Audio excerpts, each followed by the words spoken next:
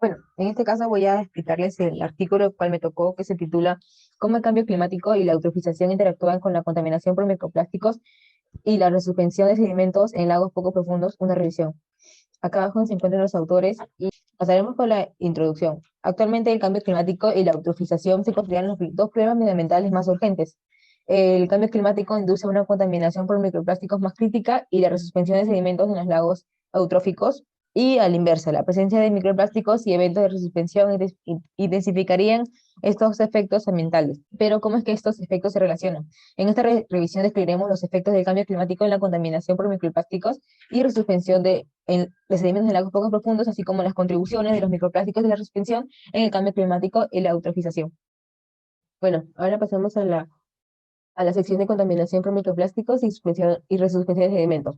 La descarga cada vez más frecuente de microplásticos y la resuspensión de sedimentos tienen una influencia potencial no despreciable en la aceleración de la eutrofización y el calentamiento global.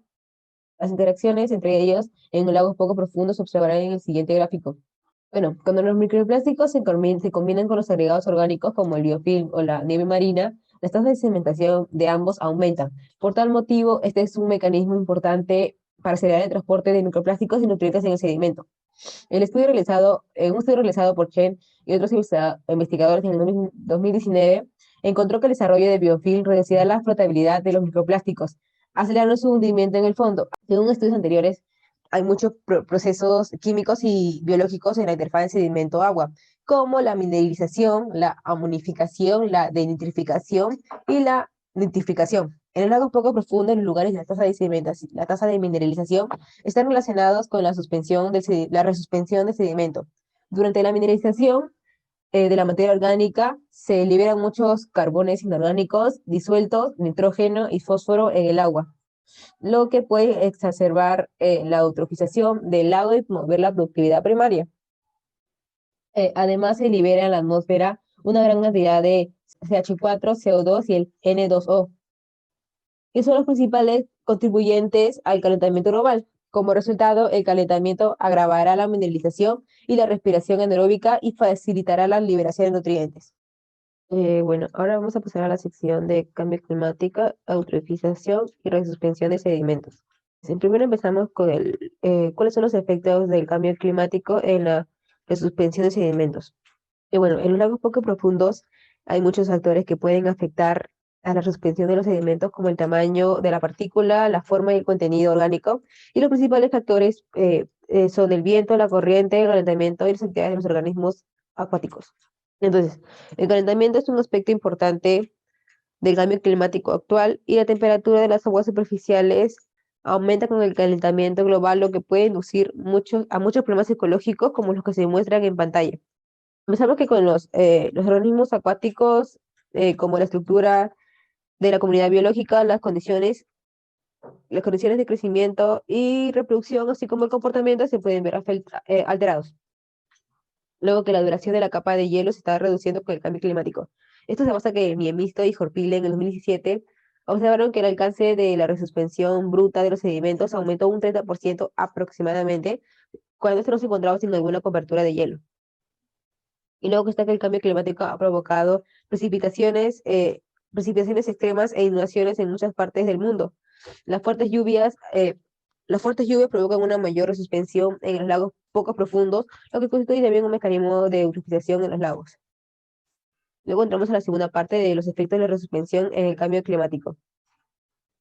En los lagos poco profundos, la deposición de un exceso de fragmentos de fitoplancton en la superficie de sedimento conduce a una mayor mineralización y desnitrificación, así como en la columna de agua causada por la resuspensión, produciendo algunos gases de efecto invernadero como el CH4, el CO2 y el N2O. Durante la nitrificación y la desnitrificación se produce N2O en determinadas condiciones. Esta es una parte importante del presupuesto global del N2O. La nitrificación del N2O se produce principalmente en la superficie de los sedimentos o en la capa exterior de las partículas. Lee y otros investigadores en el 2017 desarrollaron un modelo cinético del N2O para mostrar la producción del N2O en el proceso de nitrificación. El N2O producido por la desnitrificación se origina en los sedimentos más profundos o en la capa interna de las partículas de suspensión. Bueno, con el cambio climático entonces y el agravamiento de la eutrofización, el N2O liberado por los lagos se ha convertido en una parte importante de los gases de efecto invernadero. Y bueno, entramos a la tercera parte de cuáles son los efectos de la resuspensión en la eutrofización de los lagos. Primero está que los nutrientes aumentan en el agua supuesta con la resuspensión. El estudio realizado por Hu y otros investigadores en el 2015 demostró que a medida que, que aumentaban los nutrientes externos, especialmente el nitrógeno externo, la resuspensión de los sedimentos podía aumentar la dominancia de las cianobacterias. Luego se encontraron que las células de algas adicionales de los sedimentos, esto se demuestra que Rosen en el 2007 y otros investigadores descubrieron que algunas algas resuspenden con el sedimento en los lagos poco profundos. Y por último está que la estratificación vertical por suspensión es favorable para las cianobacterias. Ahora continuamos con el cambio climático, eutrofización y contaminación por microplásticos. Bueno, en el primer punto tenemos de cuáles son los efectos del cambio climático en los microplásticos. Según un estudio realizado por Weldon y Luschen en el 2017, hay cuatro impactos principales del cambio climático de los plásticos en los lagos. Primero, que es el aumento de los plásticos, que esta es la fuente principal de plástico en los lagos, el aumento de los plásticos aportados por el viento, el aumento de la resuspensión de plásticos de los sedimentos y el aumento de la persistencia de plástico en el lago.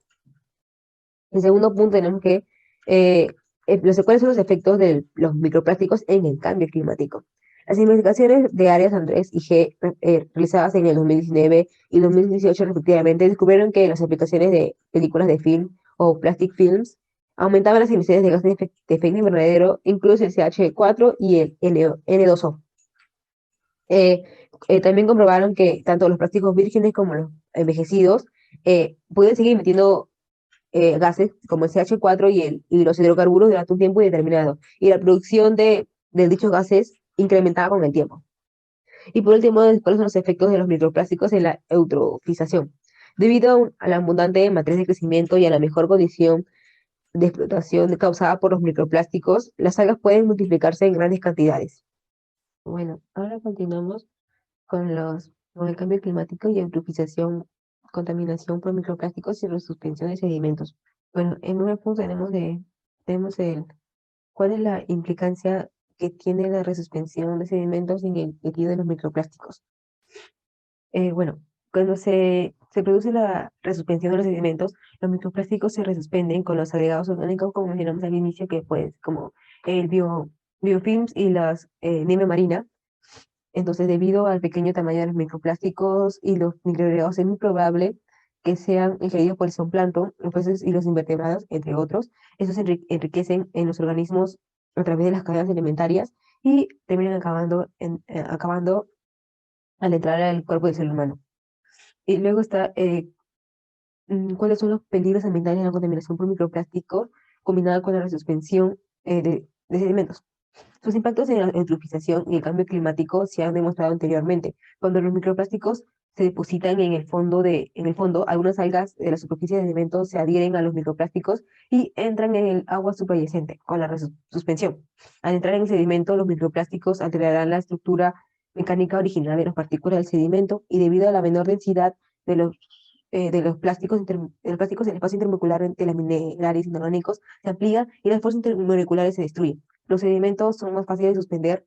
De esta manera se producen los siguientes efectos sobre el cambio climático y la eutrofización por procesos de mineralización, nitrificación y denitrificación. En consecuencia, los cambios climáticos traen consigo más microplásticos y una resuspensión de sedimentos más frecuente en los lagos poco profundos. Además que debido a la alta afinidad de los plásticos por los contaminantes orgánicos, estos en la superficie de los sedimentos serán absorbidos por los microplásticos y luego suspendidos en la columna de agua y finalmente ingeridos. Bueno, por último terminamos con las conclusiones.